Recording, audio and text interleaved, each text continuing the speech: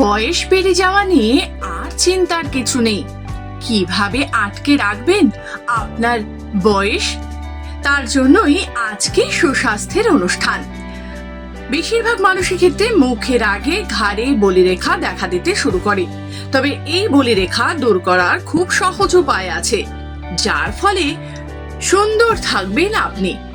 দেখা যায় এই ঘাড়ের বলিরেখার জন্য মুখের ত্বক সুন্দর টান টান থাকলেও গলায় দেখা যায় বলিরেখা। বেশিরভাগ মানুষের ক্ষেত্রে মুখের আগে ঘাড়ে বলিরেখা দেখা দিতে শুরু করে। 30 বছর বয়সে একজন ব্যক্তিকে 50 বছর বয়সে দেখাতে শুরু করে।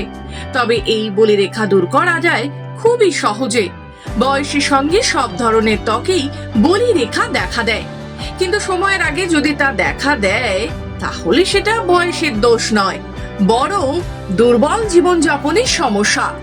সূর্যের রশ্মি, ধূমপান, বায়ু দূষণ, ত্বকের ছিদ্র বন্ধ হওয়া ইত্যাদি প্রধানত ঘাড়ে বলিরেখার জন্য দায়ী। ত্বকের স্পোর্স আটকে থাকার কারণে ত্বকের ভেতর থেকে তেল বের হয়ে আসে না, যার কারণে ত্বকের বাইরে স্তর পুষ্টি পায় না।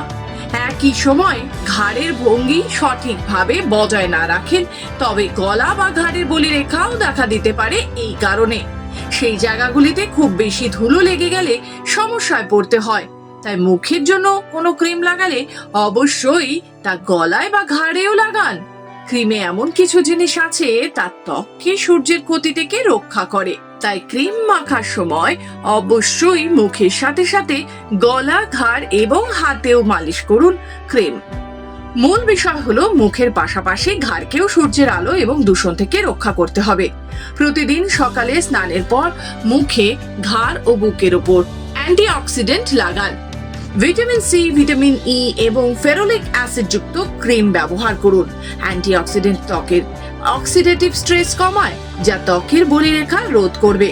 পাশাপাশি রোদে বার হওয়ার আগে সানস্ক্রিন লাগান। ময়েশ্চারাইজ করার জন্য হ্যালুরনিক অ্যাসিড অন্তর্ভুক্ত করুন এবং খাদ্য তালিকায় সবুজ শাকসবজি এবং অ্যান্টিঅক্সিডেন্ট সমৃদ্ধ খাবার খান। আপনি সুস্থ থাকুন, এই আমাদের একমাত্র লক্ষ্য। আরো বিশদে জানতে হলে অবশ্যই বিশেষজ্ঞের পরামর্শ নিন।